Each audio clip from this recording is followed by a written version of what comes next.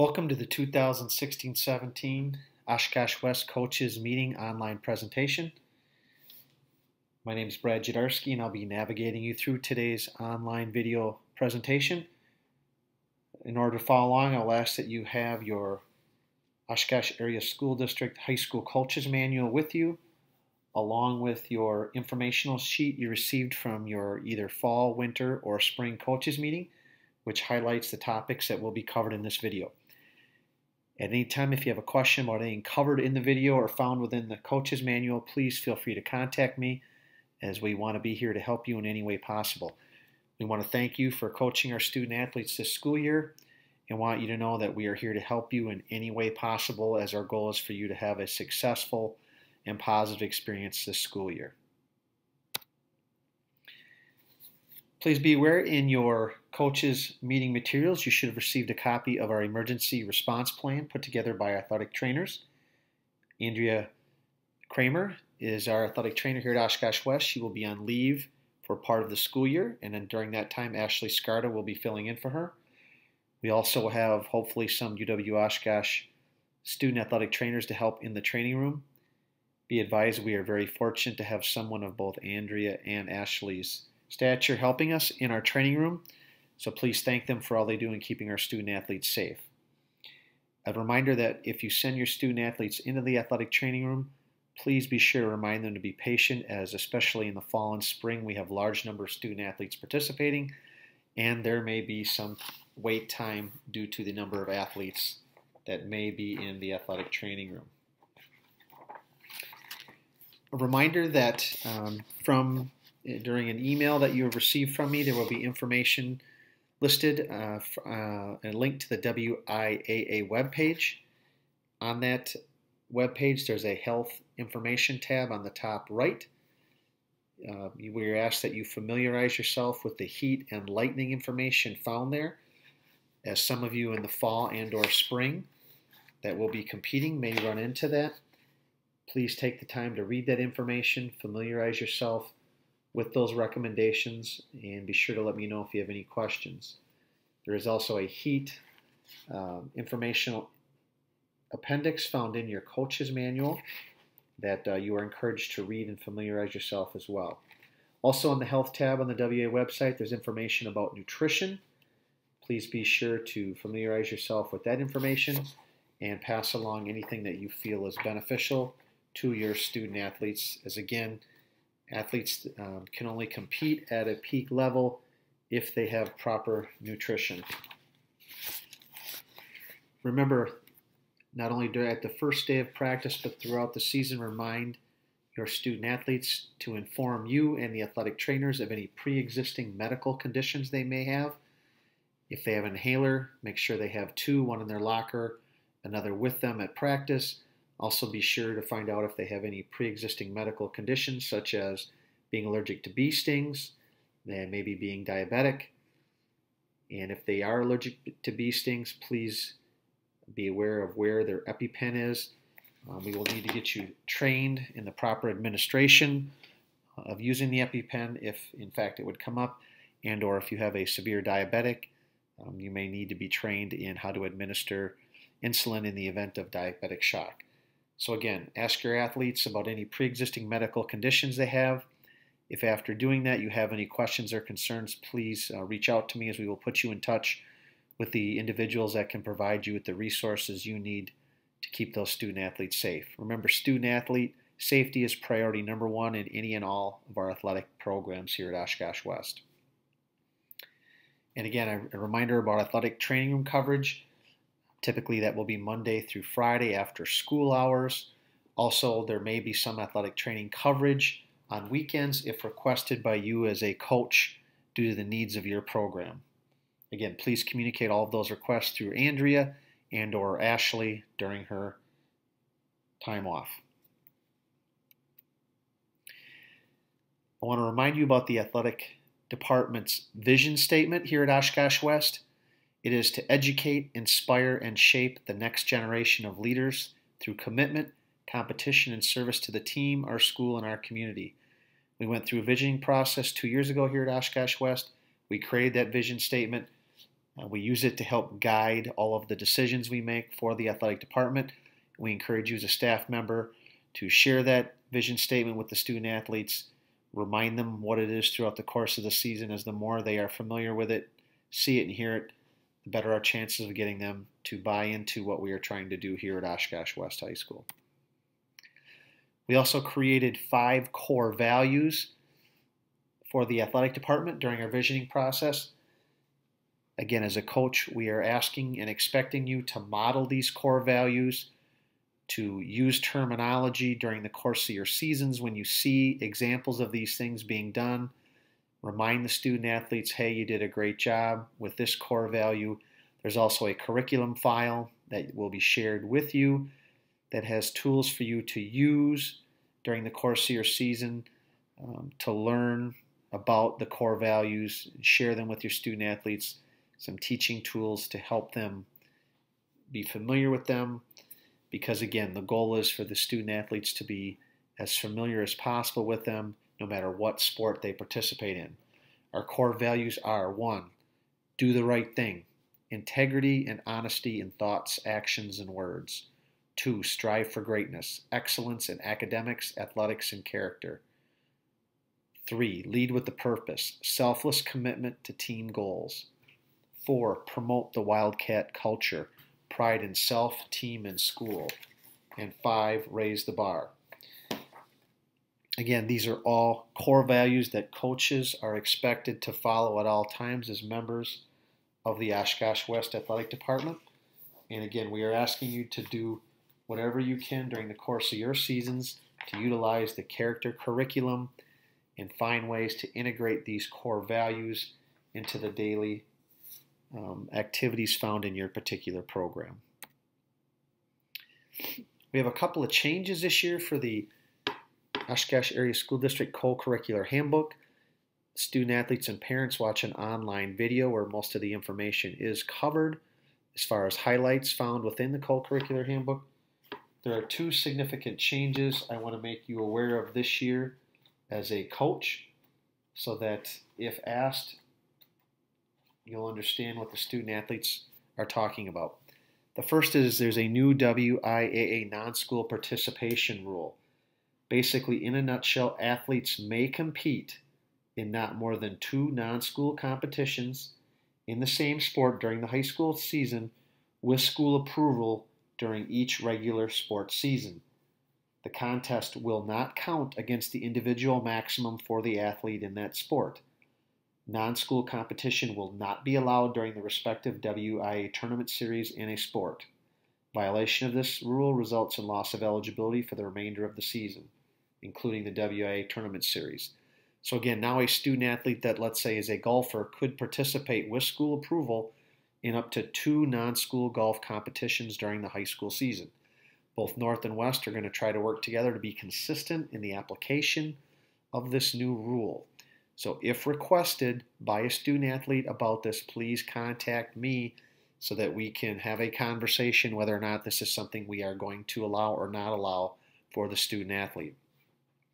Also new this year in the Co-curricular Handbook, there is administrative discretion for the hosting a party and supplying alcohol and or illegal drugs sections of the Code of Conduct. It will not now automatically be a double-step consequence, and we also removed the ability of student athletes to not use the self-referral policy, basically meaning now student athletes can use the self-referral option for one of these 2 violations, and administrative discretion will determine whether or not a self-referral honesty reduction will be applied or not. So I'm going to ask you to pull out your OASD Coaches Handbook at this time. I want to remind you that coaches are responsible for all of the material found in the handbook. As I mentioned before, if there's ever a question about anything found in the handbook that you have a question on, please reach out to me, as I'd be more than happy to help. Please utilize the table of contents to look at the different sections of the handbook, as it's a great tool to help you find information in a timely manner. We're going to start with the 14 duties related to negligence litigation, which are found on pages 11 to 14. This is really an important section of the handbook. It is one section that I would encourage you to read in detail. All 14 duties. I'm going to cover some of them at this time. The duty to plan. This is a comprehensive requirement that transcends all other duties and is often cited in conjunction with other duties allegedly performed improperly or not performed at all. Basically, have a practice plan. Have a written practice plan. Keep it on file with you. Put them in a binder. Keep all practice plans, not only for your season, but upwards of 4 past seasons with you. Duty to supervise. A coach must be physically present, provide competent instruction, structure practices that are appropriate for the age and maturity of players, prevent foreseeable injuries, and respond to injury or trauma in an approved manner. This duty requires supervisors to ensure that facilities are locked and that students are denied access when a competent staff member cannot be physically present to supervise. It is imperative that you never leave your student athletes unsupervised during your seasons. Practice starts when you arrive.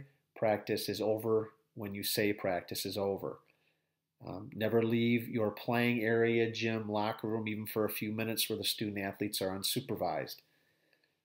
Also, regarding locker rooms, put together a rotation with your staff if you have more than one member to make sure someone is available in the coach's office area in the event there is an incident in the locker room.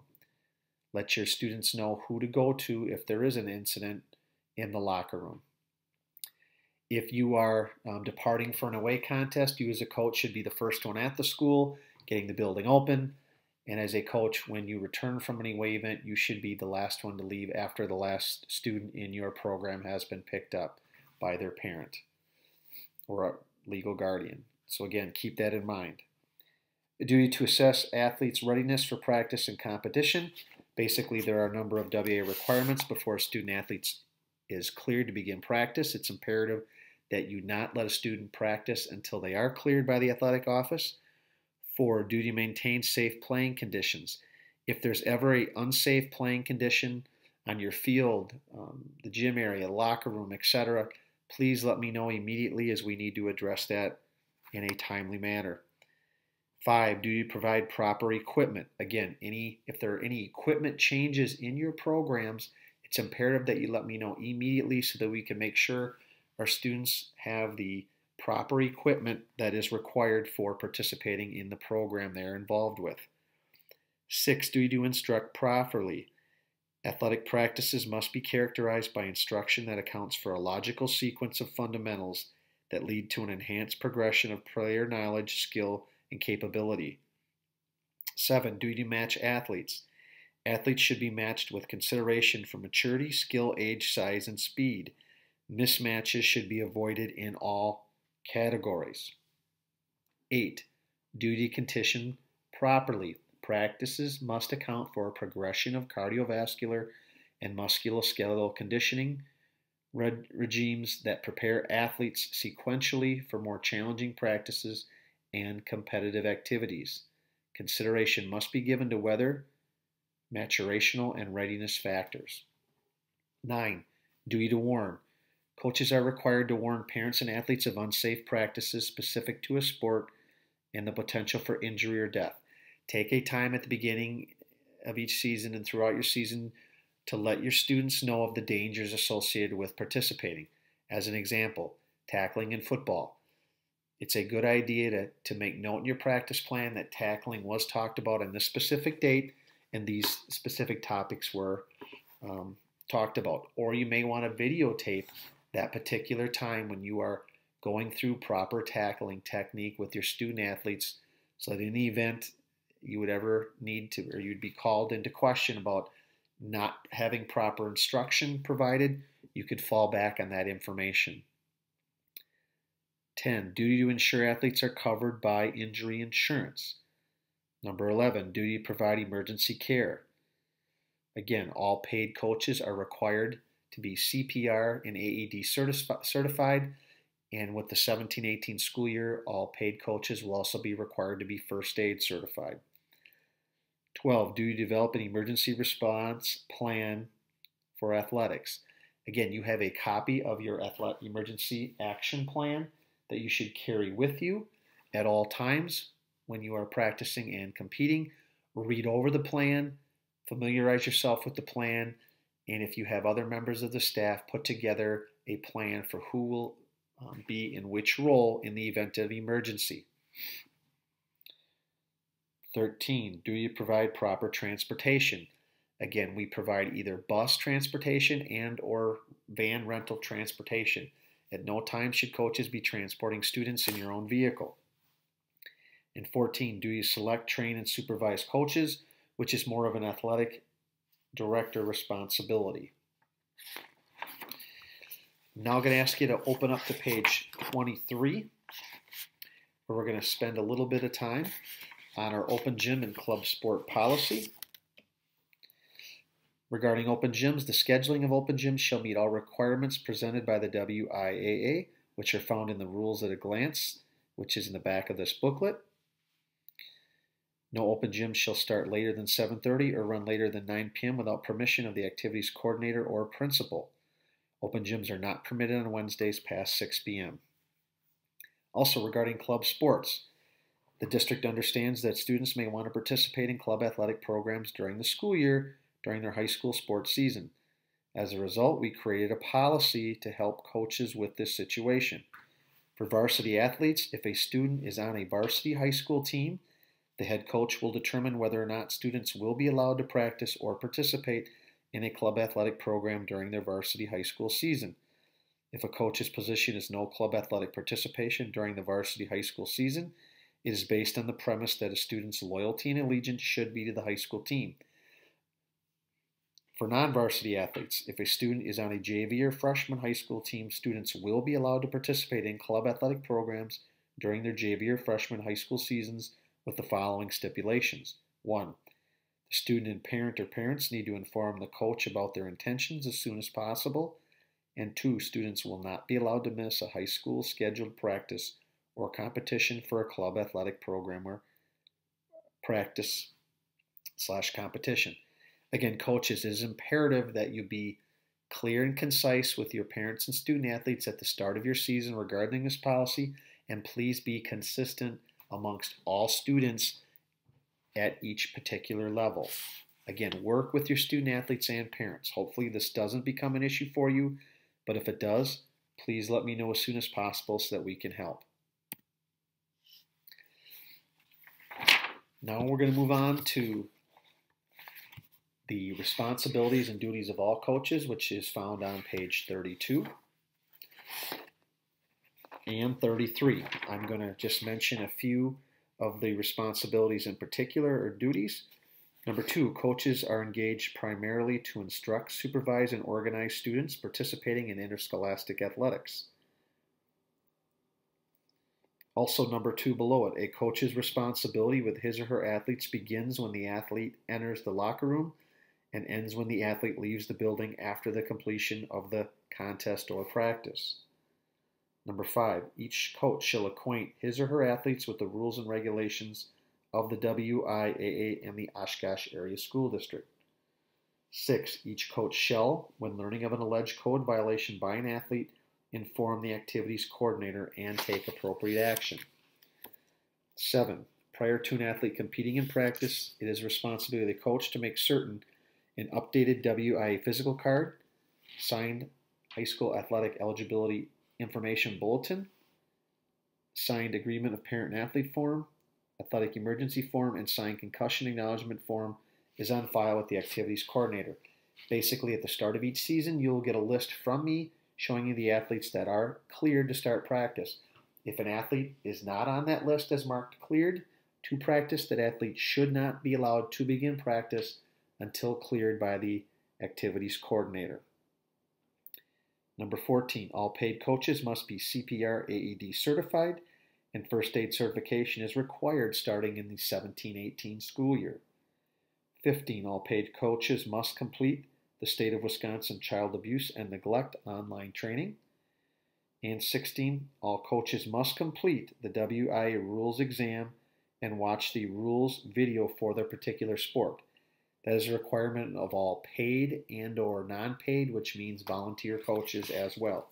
Therefore, I will need email addresses for all of your volunteer coaches so that I can get them added to the WIA website. Now we're going to move on to page 34, which lists the responsibilities and duties of the head coach. So if you are a head coach, please make sure you read all 15 items. I also want to mention a couple of them. 1, you are expected to supervise all assistant coaches. 3, you shall submit to the activities coordinator the varsity letter criteria for your sport, either written or via email. 6, you shall be responsible for communicating to the activities coordinator any special events at contests such as Parents' Night. 7, you shall communicate with the local media the results of any varsity contests. If you don't know how to reach their media contact, please let me know and I'll be happy to share that information with you. 10, you shall follow the procedures spelled out concerning building security and safety of athletes. 13, you shall attend the Fox Valley Association coaches meeting for the given sport you coach. And 14, you shall meet with the activities coordinator at the end of the season and turn in evaluations of all assistant coaches.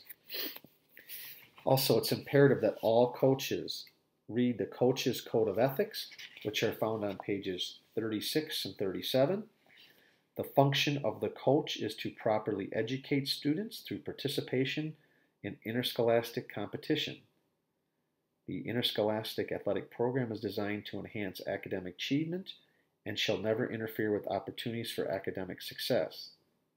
Each student athlete shall be treated as though they were the coach's own, and their welfare shall be uppermost at all times. In recognition of this, the following guidelines for coaches have been adopted by the Oshkosh Area School District. The coach shall be aware that he or she has a tremendous influence, either good or bad, in the education of the student athlete, and thus shall never place the value of winning above the value of instilling the highest ideals of character, namely doing the right thing, which is one of our core values. The coach must constantly uphold the honor and dignity of the profession. In all personal contact with the student athlete, officials, athletic directors, school administrators, the State High School Athletic Association, the media, and the public, the coach shall strive to set an example of the highest ethical and moral conduct. The coach will strive to model behavior expected of all athletes as stated in the Co-curricular Handbook, which includes the use of profanity and unsportsmanlike conduct. Also, the coach shall take an active role in the implementation of the district's athletic code and under no circumstances when learning of a violation not report it. The coach shall promote the entire school's interscholastic athletic program. The coach shall be thoroughly acquainted with the contest rules and is responsible for their interpretation to team members.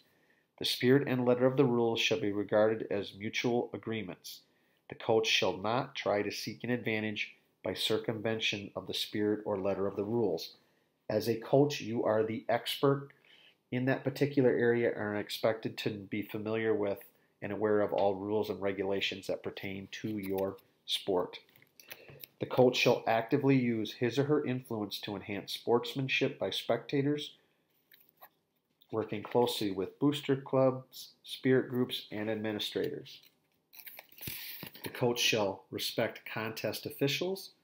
The coach shall not indulge in conduct which will incite players or spectators against contest officials. Public criticism of officials or players is unethical. The coach shall meet rival coaches before and after the contest and extend greetings. The coach shall not exert pressure on faculty members to give student athletes special consideration, and the coach shall not scout opponents by any means other than those adopted by the FVA or WIAA. Now I'm going to highlight a few items in the rules at a glance. Please be aware that as coaches in the district, you are expected to be familiar with all of the WIAA rules and regulations. The rules at a glance is a great cheat sheet for you to use, and it contains information on some of the most common rules that you would be required to be familiar with. Again, if you have a question on anything at all, please let me know as I'm here to help. Under 1, coaches and coaching contact. Coaches may not have coaching contact with any athletes they will be coaching the following school season during restricted times, except their own children. There is no distinction between varsity and JV. JV coaches cannot coach varsity athletes during restricted times and vice versa, nor any distinction between paid and non-paid or volunteer coaches. An exception is that varsity and JV coaches can have coaching contact with students who have just completed 8th grade or any preceding grade up until these 8th graders actually start their 9th grade school year, which is the first day of school. Other than during the actual school season and as specifically approved in the summer, coaches may not have coaching contact with their athletes other than as listed above, including practicing or competing with athletes, driving athletes to non-school competition, driving athletes to camps, clinics, etc., or having basically anything to do with the athlete's non-school participation. Further, coaches may not 1. Mandate athletes participate in non-school competition or determine who may or may not participate in non-school activity. 2. Require involvement in out-of-season activities as part of the requirements for making a school team, earning a letter award, etc. 3. Provide incentives such as t-shirts, etc. for participation in the off-season. Moving along to letter D, open gyms. Coaches in schools cannot be involved in out-of-season practice for athletes. However, open gyms do not violate WIA rules if they are conducted according to the following guidelines. 1. The open gym is made known and available to all students in the designated population of that school that are interested in attending. Open gyms may be gender specific. It is acceptable to include people from the community. Schools may conduct open gyms in any activity. It is not acceptable to include athletes from another school, public or private. So if you want to have an open gym, please get me your open gym scheduled requests ahead of time so that we can get them put on our website and posted outside the school office. 2. There is no instruction during the open gym by a coach or anyone else. 3. Coaches may supervise open gyms, but they may not instruct, organize drills, etc. Coaches can also recreate with students in school-sponsored open gym settings that are purely recreational in nature. There is no instruction, sport-specific skill demonstration, organized drills, or resemblance of a practice being conducted. So as an example, a basketball coach could play basketball with the kids during open gym. A wrestling coach could wrestle. 4. There is no organized competition such as established teams participating in round-robin competition. Basically, open gym is not a code word for out-of-season practice. Under letter F, who may participate interscholastically? Please note all transfer students should be initially treated as ineligible athletes until the athletic director at the receiving school has had an opportunity to completely check all aspects of athletic eligibility. Again, also want to follow up, if any athlete joins your program late during the season, please make sure that they are cleared by me and added to the roster before they are allowed to be involved in any practice. Letter G, consecutive days of competition or practice. A team must take 1 day off from all physical activity after 6 consecutive days of practice or competition. Teams may schedule non-school physical activities such as film review, scouting reports, rehab during this day off. However, note, during each week, your off day will always stay the same week to week unless you have 2 off days in one particular week. Letter C, amateur status. Very, very important that you familiarize yourself with this section. A student may not accept, receive, and or direct to another any cash or merchandise awards for achievement in athletics. This means athletes may not accept items such as shoes, jackets, gift certificates, etc. for athletic accomplishments such as being on a winning team, being selected for the varsity team, or being a place winner in an individual tournament. They may receive an award which is symbolic in nature, such as trophies, medals, banners, ribbons, pictures, event t-shirts, event hats, game balls, unattached emblems, letters, season highlight DVD, or video or other items of no intrinsic value. Please note, many of you want to have senior night recognition. Be aware, we as a school are only allowed to give the items found in that list to those seniors. If an item is not found on that list, please check with me to make sure it is okay before you hand it out. Rules further prevent athletes from receiving compensation or benefit, directly or indirectly, for the use of name, picture, and or personal appearance as an athlete because of ability, potential, and/or performance as an athlete. This includes receiving free and/or reduced rates on equipment, apparel, camps, clinics, instruction, and competitive opportunities that are not identical for any and all interested students. So a student, if you have an athlete who went to a local shoe store and the shoe owner or store wanted to give them a discount, if that discount was not available to any and all high school students that attend our school, that would be an amateur status violation. A student may not be identified as an athlete, provide endorsement as an athlete, or appear as an athlete in the promotion of a commercial advertisement and or profit-making event, item, plan, or service. Never, ever utilize our student athletes' photos in any type of fundraiser or promotional opportunity. Tell your kids to never let their picture or name be used in any type of fundraiser outside of school without first checking with the activities coordinator to make sure that that won't be an amateur status violation. Also, an athlete violates this rule if he or she plays in any contest, school or non-school, under a name other than his or her own. Non-school participation, D. Rules indicate athletes may not participate in more than 2 non-school competitions during the school season in the same respective sport with school approval. WA rules do not prevent athletes from practicing with non-school teams or from receiving private skill instruction during the season. However, they may not participate in any non-school competitions or races, including scrimmages against other teams. This restriction applies to normal non-school games as well as gimmicks, such as reduced numbered competitions, 3-on-3 basketball, 6-player soccer, fun runs, etc. Again, that new WA rule with school approval allowing up to 2 non-school competitions during the school season with school approval. During the season, athletes may participate in a skills contest with approval of the school, again, with school approval. Specific skill contests such as punt, pass, and kick, shooting contests, free throws, three-point, drive, chip, and putt, isolate separate specific skills outside of the traditional competition setting. The skill contest may not include physical contact or extreme fatigue as the actual sport competition. Fun runs are not considered skill contests. There can be no school coach involvement. All other eligibility rules, including amateur status, apply.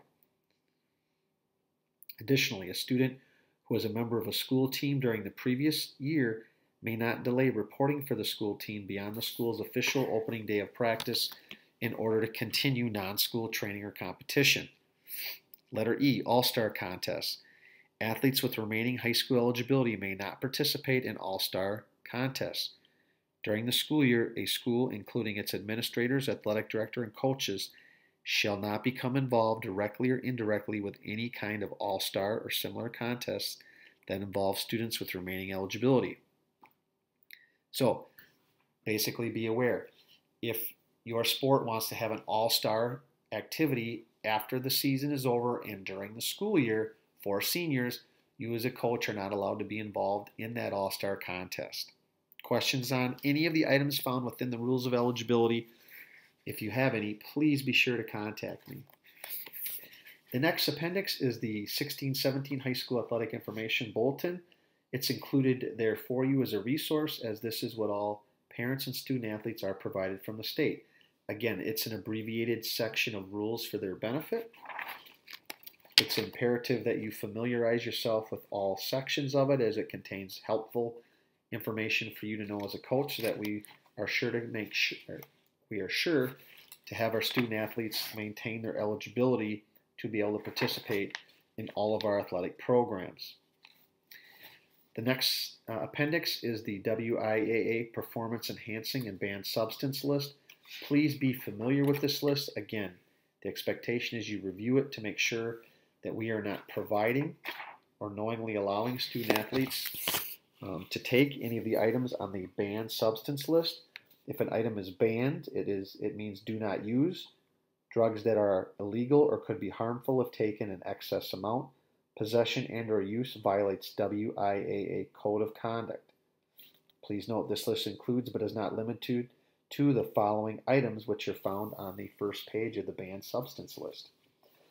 Discouraged items Schools may not provide or allow in connection to the school's program. Possession and or use may violate school district policy or code. Products may have unwanted side effects, be ineffective, not tested for long-term safety, not recommended for youth, or unethical to use. This list includes but is not limited to the items found on the bottom of page 1 on the right-hand side and a number of the items found on the back side. Again, anything that's discouraged, we are not allowed to provide to student athletes or allow in connection to our school program. Questions on anything should be directed to me. The next appendix is the WIAA eligibility sheet for coaches. Again, a little quick reference form. It lists some examples of amateur status, non-school activities, scholarship attendance, residence, and others. Again, note, assume all transfer or new students are not eligible until everything has been checked by your high school athletic director and the WIAA office. Also found in the appendix section of the Coach's Handbook is information on the school district's fundraising policies. Please note the fundraising form. You are required to fill out this form, check all the appropriate boxes, and turn it in to the activities coordinator prior to beginning any fundraiser for approval. Also note on the back of the form is Oshkosh Area School District Bylaws and Policies 5830 regarding student fundraising. The next appendix is the OASD exposure to blood or body fluids. Please be aware this is an informational resource for you. If you are ever exposed to blood or other bodily fluids, please follow the items listed here on the report form, and also be aware on the back side the staff post-exposure checklist. Make sure to walk through and check off each of these different items if you are exposed. The next appendix is the non-use of school-provided transportation form. This should be carried with you, a copy to each and every away event or home event if you have transportation to that home event, while as a school district's expectation that students utilize school-provided transportation for activities when it is provided. It is school district policy that a student who travels to a school-sponsored event must travel on transportation provided by the school district. The only exception to this rule is if the student's parent is present at the activity. He or she may request that the student return with the parent. This request must be made in person by the parent to the coach, and they must also sign off on the form provided. Please note, it is a parent and or legal guardian only that can make the request, and they can make the request for their child and their child only. If at all possible, we ask that coaches allow parents to take their students after activities or contests, but it is not a guaranteed requirement that you have to provide that permission.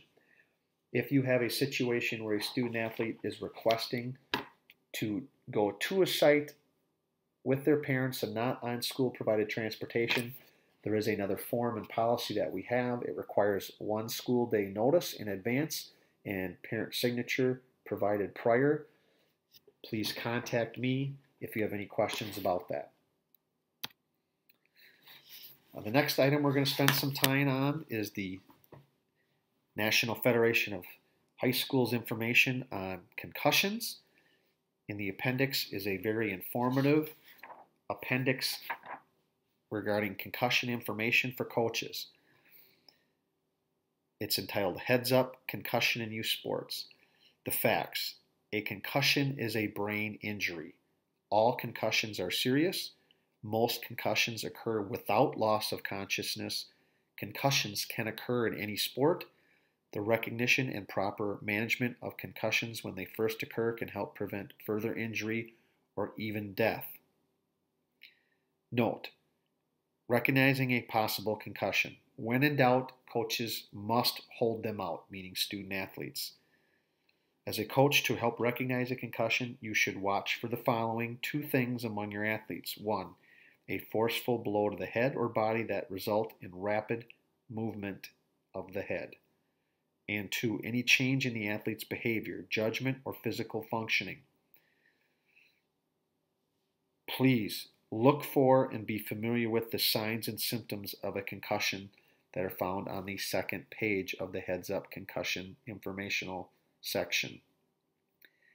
The athlete may appear dazed or stunned, is confused about assignment or position, forgets plays, is unsure of the game score or opponent, moves clumsily, answers questions slowly, loses consciousness, even briefly, shows behavior or personality changes, can't recall events prior to the hit or fall, can't recall events after the hit or fall, has a headache or pressure in the head, is nausea or vomits, has balance problems or dizziness, has double or blurry vision, has a sensitivity to light or noise, feels sluggish, hazy, foggy, or groggy, concentration or memory problems result, is confused, or just doesn't feel right.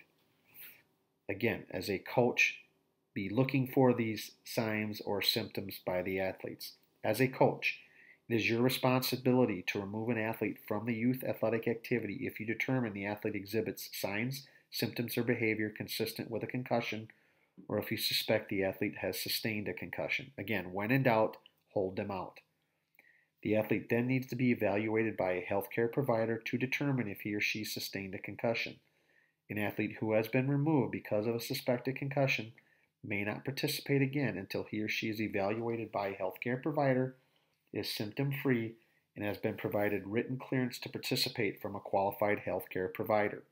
Note, if they do get cleared once they're diagnosed, it will be a progression to return to participation.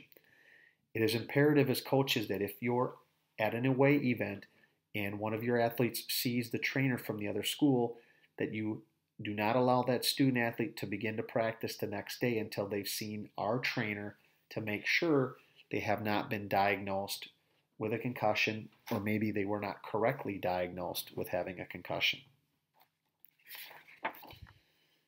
As a coach, you can play a key role in preventing concussions and responding to them properly when they occur. Here are some steps you can take to ensure the best outcome for your athletes and the team. Educate athletes and parents about concussions. Spend some time talking to them about concussions. 2. Insist that safety comes first. Teach safe practice and participation techniques and skills, and make sure athletes are always wearing the proper required protective equipment. Check with your youth athletic activity organizer about concussion guidelines and policies. We have a concussion management plan that we worked on with Affinity. If you'd like more information about that, please let me know. Teach athletes and parents that it's not smart to play with a concussion. No one should try to hide the fact that they have a concussion. They're only going to harm themselves more by doing so. Prevent long-term problems. A repeat concussion that occurs before the brain recovers from the first can slow recovery or increase the likelihood of having long-term problems. So, what should a coach do when a concussion is suspected? 1. Remove the athlete from play. 2. Ensure the athlete is evaluated by a trained healthcare provider. 3. Inform the athlete's parents or guardians about the concussion. And 4. An athlete who has been removed from any youth athletic activity because of a determined or suspected concussion may not participate again until he or she is evaluated by a healthcare provider, is symptom-free, and provides written clearance from a healthcare provider to return to the activity. Again, when in doubt, hold them out. We all need to work together to make sure we keep our student athletes safe at all times. You've also got the Parent's Guide to Concussion as an informational resource. It's provided to all of our student athletes and parents. The next section I want to talk a little bit about is the What is Hazing appendix found in the coach's manual. Note, the National Federation of High Schools defines hazing as any humiliating or dangerous activity expected of a student to belong to a group, regardless of their willingness to participate. It is imperative as a coach that you talk about hazing and bullying the first day of your season, constantly throughout your season, right up until the end. As the leader of your program, set the tone for any behavior that you feel might even border on hazing or bullying, put a stop to it, use it as a teachable moment. Hazing and bullying can be illegal and against the law and have serious consequence for you as a coach as well as the student athletes in your program that are involved with it. Work with your captains, work with your upperclassmen. Always have an idea of what's going on in the program, know what's going on when kids assemble themselves outside of practice, in the locker room, etc. On the bus, make it a point to walk up and down the aisle randomly during your away trips so the student athletes know that you are keeping an eye on them at all time. Do spot checks in the locker room, or maybe you walk in just to check on what's going on, or you go into another area in the locker room, such as an equipment room, just so that the student athletes again know that you're visible. Here's some myths and realities regarding hazing. A myth: they, meaning the newcomers, want to be hazed. Reality: no one wants to be abused, humiliated, or embarrassed. Myth: we only haze a little bit. It's really not that bad. Reality: that's like saying I only steal a little bit. I'm not really a thief. Myth: if we eliminate hazing, our members will be just like anybody else. Reality: a truly well-organized, positive program results in initiates who are eager to work for and help the group and who can better serve as leaders. Myth: if new members don't respect our principles or us, we haze them until they improve. Reality: hazing a new member makes the situation worse, just like other forms of victimization. Hazing breeds mistrust, apathy, and alienation, not respect. Myth: hazing activities are the only methods we have of controlling the new members. Reality: there are positive and negative ways to bring people into the fold. Accountability should be the same for new members and ongoing members. Myth: I went through it, so now the new members have to go through it. Reality: it only takes one group of veterans to break this so-called tradition. The people who founded your group were not hazed. Why treat today's new members differently? Again, hazing and bullying is not acceptable and not tolerated at Oshkosh West. As a coach, please set the tone. Talk to your kids about it. Let them know if they feel they have been hazed or bullied to come to you and report it to me immediately. The next appendix is from the National Federation of High Schools regarding heat acclimatization and heat illness information. Again, a resource for you. Be familiar with it, especially if your sport season is during the fall and or spring, where the temperature can get very warm, coupled with the humidity. The last two appendixes are just a positive sport parenting, parents' self-assessment, and the self-assessment results that we encourage all of our student-athlete parents to take. It's there for you as an additional resource. Also, in the back of your coach's handbook, please see the additional information regarding the Our School link, where we have all of our schedules available online. Note the Fox Valley FEA Sports website that's available for your particular sport, where you can go on and get the latest statistical information.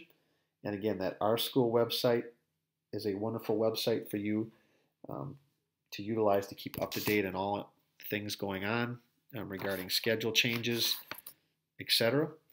And finally, the WIAA asks us to have you check the WIA website as a coach on a daily basis.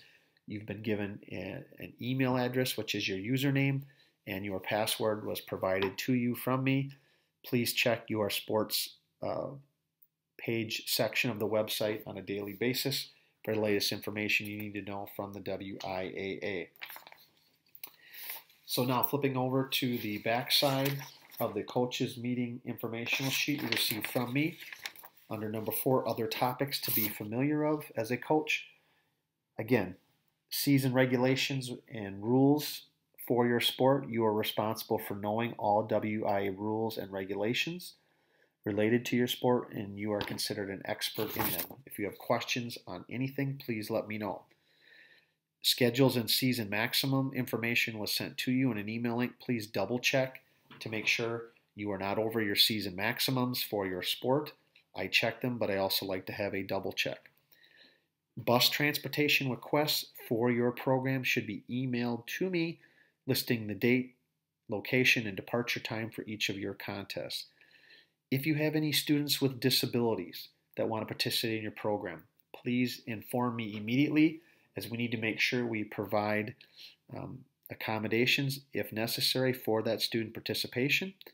We want to help you with that request, therefore it's imperative we know immediately so that we are all on the same page. Again, student-athlete practice clearance. If a student-athlete is not listed as being cleared on the list of student eligibility you receive from me, the student should not be allowed to practice under any circumstances. Again, any new students that show up after the initial week or two of your season, please make sure you inform me of those new students so they are added to the roster to make sure they are cleared. We also need to check their academic progress and standing, as well as any code of conduct violations. Again, any student that joins your team must be cleared by the activities coordinator prior to starting practice. Be sure you have finished and done the WIA online sport video and rules exam for your sport. That's all coaches, including volunteers, must complete both. Therefore, as a head coach, you must send me an email address for all volunteer coaches you have, and or if you have a JV or freshman team that you coaches, and you have an assistant or volunteer with you, I'll need that information. Any volunteer coach that begins their second year of coaching must complete the CNLT online coursework, and all volunteer coaches that are not district staff members must have a background check conducted. Also, all coaches, paid or unpaid, or volunteers must turn in to me a signed acknowledgement of receiving the concussion information, which is the coach's agreement sheet, which is found on the bright yellow or green packet, or white for the fall.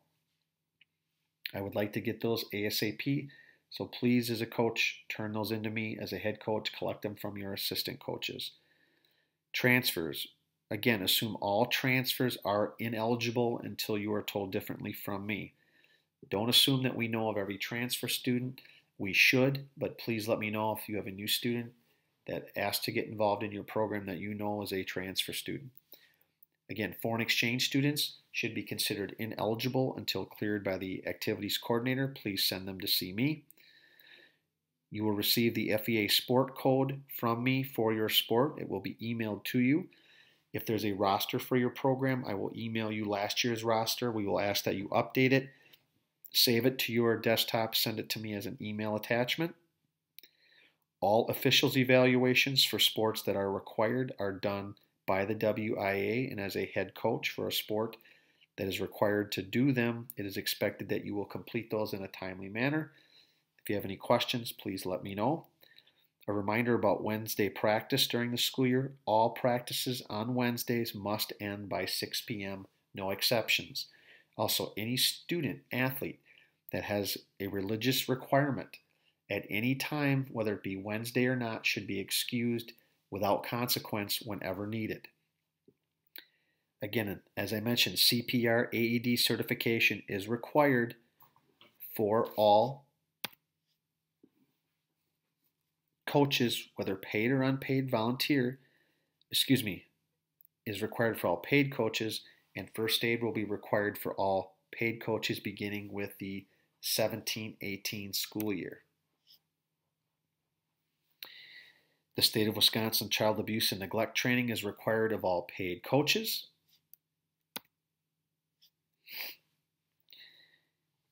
Your year-end awards program will be held on a date that works best for your particular program. Please be sure to email me that date as soon as you have it in mind. If you want to use school facilities, please let me know. Be happy to set that up for you. A reminder about our late start and end time and early dismissal. Because we get out of school later than we have in years past, remind your student athletes to talk with their teachers so that they understand that they will miss a number of class periods at the end of the day due to having athletic competitions. Also, if you have early dismissals, it is imperative that you email the students to be excused and what time to the attendance office as soon as possible. We'll have a new staff member in place this year as Pat Drager has retired. I will be sure to send that individual's name and email address to you. Again, as I stated, one final reminder, coaches must turn in a signed concussion acknowledgement form. That's all coaches, paid and non-paid, including volunteers, to me as soon as possible. If you are a non-staff member in the district that is a paid coach, you will not only be required to complete the child abuse and neglect training from the state of Wisconsin, but also the school district's bloodborne pathogen quiz and OASD policy quiz. That information will be emailed to you in a separate email. Head coaches, if you have a new Booster Club sport rep, please send me their name and email address as soon as possible. It is imperative that I have that information as soon as possible from you.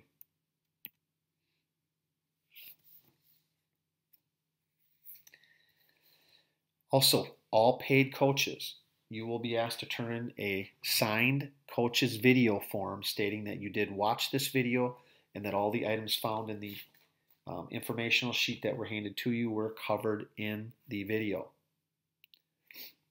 Finally, on that informational packet, there are some expectations for Oshkosh West coaches and administrators. Just want to cover a few of them in particular. Expectations for coaches, for Oshkosh West coaches, include: be a positive role model and ambassador for West High School, enforce the athletic code, provide good sportsmanship, emphasize integrity, fair play, and doing the right thing, use appropriate language at all times, provide an emotionally safe environment, preventing bullying and harassment, provide opportunities for team building, provide feedback that includes a balance between positive and constructive, clearly communicate expectations and procedures to athletes and parents, be professional in all communication all of the time, have an open door policy for athletes and parents to ask questions and discuss concerns, be approachable and willing to listen, communicate with athletes and parents if there are questions or concerns, be involved in professional improvement activities for your program, show support for all West athletic programs. If at all possible, be visible as yourself, with yourself as a coach, or bring your team members to other athletic programs during the course of the school year. Strive to win, but winning at all costs isn't acceptable. Live the Oshkosh West Athletic Department vision statement, core values, and Wildcat Creed. Also in your coaches' informational materials, there will be a blue Wildcat Creed. We are expecting all coaches to not only live and breathe the creed, but to turn in the signed form saying you will do so. Work with your athletes to create goals for your program that will be visible at school and for the public. You should have all received from me a BFS goal sheet. The expectation is that you work with your athletes, sit down with them, create your goals for the school year, and turn them in to me as soon as possible. Follow a common weight training program for the athletic department. Lift during the season and encourage your athletes to lift outside the season. Basically, we have all agreed to follow a common weight training philosophy. We are encouraging student athletes to take the strength and conditioning class during the school day. We have added 0-hour option this year as well. But if you have student athletes that do not take that class, we are expecting each and every one of our programs to find a time to get the athletes in the weight room during the course of your season to get weightlifting. Being physically fit is another way for us to help our student athletes be more successful. Utilize the bigger, faster, stronger B11 concepts and curriculum. Those are the items found in the character curriculum link that was sent to each one of you as a paid coach. Please try to find times to utilize that curriculum and help intertwine what's found in there to reinforce the 5 core values that we have for the athletic department. Again, expectations from administrators, things you can expect from us. We will be a positive role model and ambassador for West High School. We will enforce the athletic code. We will practice good sportsmanship. We will speak positively about the athletes, coaches, and programs. We will follow the communication protocol and help facilitate discussion with coaches, athletes, and parents if other avenues have not been successful. A reminder, our communication protocol is if a parent contacts us about a question or concern related to a program, we will direct that parent to have that conversation with the coach first and foremost. We will encourage the parent to have the student athlete have the conversation first. If after that step has been done, there is still not resolution, if the parent or student requests an additional follow-up, the next step will be for the parent, student athlete, coach involved, and athletic director and or building principal to all meet in the same room to talk about the issue at hand. That will prevent any misunderstandings through communication being relayed through more than one person. We'll all sit down at the table and work through it.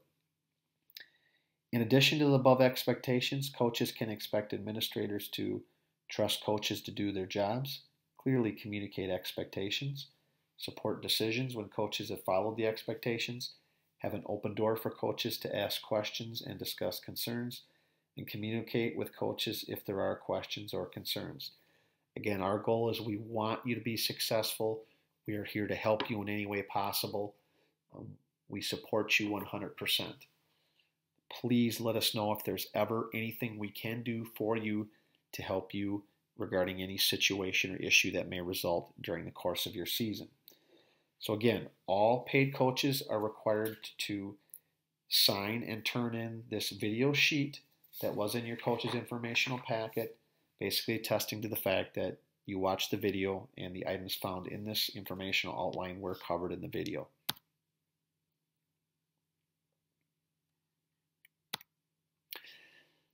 So again, thank you for coaching at Oshkosh West High School. Best of luck to you. And again, let us know if we can help you in any way, shape, or form. Make it a great school year.